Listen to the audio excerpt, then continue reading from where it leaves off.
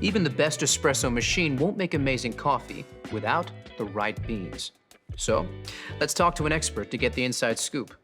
Paul Geshos is a professional coffee roaster. So, let's ask him what to look for to enjoy third wave specialty coffee.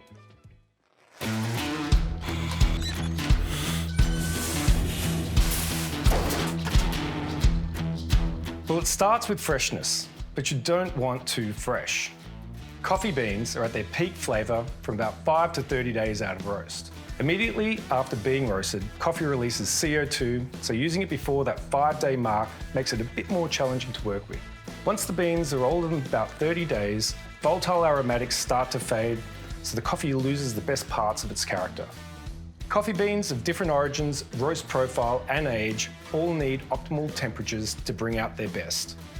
93 degrees Celsius is a great starting point to understand the flavour potential of any coffee. Coffees from South American origins, such as Brazil, are generally lower in acidity, rounded and sweet with a medium to heavy body. Their nutty and chocolatey flavour notes make them a good choice to pair with perfectly textured milk. On the other hand, coffee beans from African origins, like Ethiopia and Kenya, are higher in complex acidity and can be more floral and delicate. Stone fruit and citrus are very common flavour notes you'll experience and make these origins the perfect choice for a single origin espresso or long black. Blending multiple varietals to build taste complexity is something we like to do as roasters, so definitely take some time to truly experience different blends at home. There it is, straight from an expert.